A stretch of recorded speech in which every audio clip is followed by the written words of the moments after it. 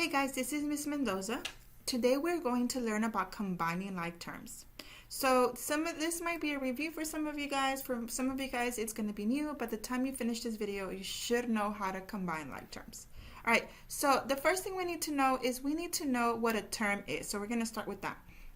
A term is, and here I have it under my word wall, are constants or variables or numbers with variables that are separated by plus or minus signs. So that is a lot of words, right? But what does it mean? So here we have a number with the variable. That's a term. Why is it a term? Because it separates the rest from with this plus sign. Here we have a variable by itself. That's a separate term. And then here we have another constant or a number without a variable by itself, and that is another term. So we have three terms in this expression. Okay, so that is what a term is. So then now we're going to look at like terms. So what are like terms? Like terms have exactly the same variable factors, or they don't have any variables. Okay, so we're going to look at this first example. So the example says ax squared and then 2ax squared, right? So if we think about each of these variables, right, we're only focusing on the variables. Do each variable have the same exponent? So a doesn't have an exponent here. It doesn't have an exponent here, so yes. Does x has a squared and x has a squared. So because they both have the same, both variables have the same factors or the same exponent, then this is going to be a like term. So I'm going to grab my like term and I'm going to Control D to duplicate that, and I'm going to move it over under this box. So this is a like term. Why is it a like term? Remember, it's really important to know why. It is a like term because it has the same exponents. Because the variables, let me be more specific. The variables have the same exponent, and I know I misspelled half. Okay, so this is why. So when you come back and you look at these notes, you understand that that is why we said that that was a like term. Okay, so I'm gonna actually make this smaller so it fits. Actually, let me just bring it up and see if that works. Yes. Okay, so let's look at the second example. Ax squared and ax and 2ax squared. So it looks very similar to the first example, but what is the difference? The difference here is that this a is the same, but this x does not have a squared and this one does. So this number in front, this coefficient, it doesn't really matter at this time. We're really just focusing on the variables, okay? All right, so this is not a like term. So I'm going to come over here and I'm going to hit Control D and I'm going to move this over. This is not a like term. So why is this not a like term? Because x does not have the same exponent. Okay, that's why it is not a like term. So let me grab a text box. If I'm going too fast and you need to pause me to catch up, go ahead and do that. Because x does not have the same exponent. So the first one, ax, the exponent is 1, and then the second one, it is squared. So let me minimize this a little bit so it fits. And I'm going to extend it because I want it to fit in my little box. Okay. All right, right there. All right, so let's look at the next example. AB and BA. So here, what do we have that's different? The order is different, right? A is first here. Here we have B first. But look, let's look at the exponents because that's what matters. The exponents here are the same. A has an exponent of 1. B has an exponent of 1. Here, B has an exponent of 1, and A has it. So they have the same exponent. So then this makes this a like term. So even if they're not in the same order, if they have the same factors or the same exponent, then they are like terms. Okay, so let's look at the second example. The fourth example. So AB squared and BA. So again, they're out of order, but this B is now squared, so this makes this an unlike term. That means it's not a like term. And you're going to see why this is why this is important. All right, let's look at the next one. 2C and 4C. So here our coefficients are different, right? But what does that mean? So 2c means that we have 2c. So if I were writing this out, it would be c plus c, because that means I have 2 c's. This means I have 4 c's. So if we're looking at the exponent, the exponents are the same. They're both 1. So that means that this is a like term, because what matters is that the exponents are the same. The coefficients did not make it an unlike term, okay? All right, next example, 2cx and 2cy. So when we're dealing with multiplication like we are here, because if they're right next to each other, in order for these to be like terms, they have to have the same letters. In this case, they do not. This has an x, this has a y. So even though 2 and c are the same, because it's multiplication, because they're all next to each other, and they have these 2 different letters, then this makes this an unlike term. So I'm going to come over here, I'm going to duplicate that, and I'm going to put it over here. So I'm going to make a note of that, because that's a little bit different than what we've been talking about.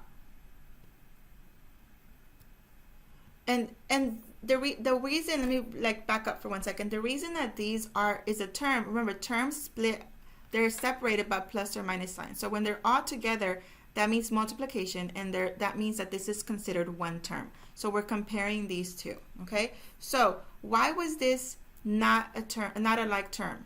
What did we say? Because the letters were not the same, okay? All right, so let's go into, so that was like terms. So this is something that you need to know, but our goal today is learning how to combine them. So we went from terms to understanding what a like term is, and now we're gonna go into the algebra stuff of this, and this is how to combine like terms. So here are your steps. The first thing you're gonna do is you're gonna identify groups of terms. You're gonna color code or use the shapes in order to do that. That's why we have these figures on the right side. You're gonna group the like terms, and then you're gonna simplify each group, okay? So let's start with this first example. Negative 6a minus 3 plus 3a minus 2b plus 2a plus 9 plus 4b minus a minus 3. So that sounds like a lot, right? How many terms do we have here? 1, 2, 3, 4, 5, 6, 7, 8, 9. Remember, terms are separated by plus or minus signs, okay? So let's start grouping them. So here I have, let me minimize this a little bit. Zoom out a little bit, not minimize. So I am going to zoom out. All right, it's a little bit too much. All right, so I'm going to use these shapes here in order for us to group them, okay? So I need to identify what is what. So I'm going to start with the first one. The first one is negative 6a. So I'm going to take my triangle and I'm going to drag it over here. And I'm going to put it around my triangle, okay? I don't like how this looks. Give me 1 second. Let me zoom. There we go. All right, I'm going to put this on my triangle. So I'm going to make this a little bit bigger because I do want you to still be able to see the number. Okay, so this is negative 6a. I'm actually going to shift it over. All right, now I know that this is one group. So in order for this to have another like term, it has to have an a without a variable. So I'm going to look through this. This is a number, just a constant. Here's another one that has just the number and the variable a without an exponent. So I'm going to grab another triangle. I'm actually just going to duplicate this one. Control D, and I'm going to drag it over. Okay, and I'm going to do it again. Do I have another one? Yes, the plus 2a. So I'm going to drag this over. One thing to know when we're combining like terms is that it takes the operation in front of it with it. And I have one more. I see this a by itself, this negative a or this minus a by itself, okay? So that's one thing. So that's the first group. So I'm going to actually go to step 2 and group them. So that means I'm going to just write them down. So negative 6a, remember it takes the operation in front of it, plus 3a, plus 2a minus a. So that's my first group, and I'm actually just going to put it in parentheses so you can see it, okay? All right, now we're going into our second group. So my second group is their constants. So I'm going to start with the -3. I'm going to take this diamond from here. So this is -3 or -3. So I'm going to keep going. Well, let me keep duplicating it. Do I have any more constants without variables? Yes. I have my +9, and I have the, is it plus or -3? Let's see. Let's move this over. It is -3. So I'm going to take this one and I'm going to move this over. So I just hit Control D to duplicate that. So that's my next group. Okay. So I'm going to move this over. It doesn't mean that I'm just going to move it over because I don't want you to think that I'm multiplying this out. Okay. So -3, because it takes the operation in front of it. So it's -3. So when I write it by itself, it's -3 plus 9. And we said that was -3. Okay, close parentheses. All right, so what's next? Next, I have the -2b. So I'm going to take another symbol. I'm going to take this heart because it's super cute. Uh-oh, it lets me. All right, so I'm going to drag this over. Okay, undo that. That's not what I was trying to do. I'm trying to pick up this heart. Come on, heart.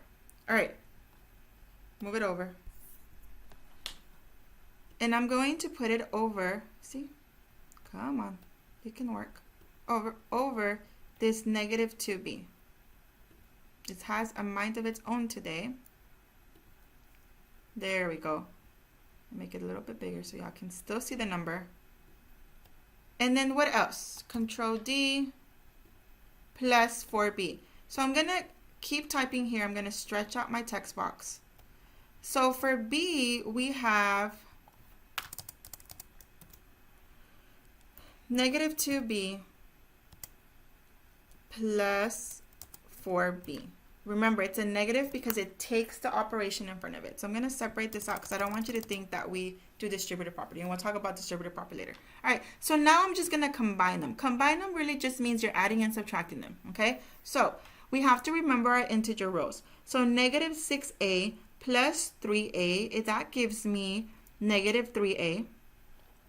-3a, and actually I can type it down here if that helps you see it. So that's -3a. But we still have plus 2a minus a. And I'm writing every step just because I want you to see it. You don't have to do this if it doesn't help you. So -3a minus 2a is -a. Why does that say s? And then minus a. Okay? So -a minus a is going to be -2a. So this is my a's combined. So -6a plus 3a was -3a, -3a plus 2a is -a, and then -a minus a is 2a's. Okay, because what is that saying? That's saying that I have two a's, two negative a's is what is it saying. I have two negative a's. Okay, so let's look at these constants. And I'm going to type it out so you guys can see. So -3 plus 9, excuse me, is +6. +6 minus 3 is 3. Okay, so for this group, and I'm going to actually type it on this bottom, is 3. Okay, let's look at the next one. The next one is -2b plus 4b is the same as 2b. Okay, now here's my last step.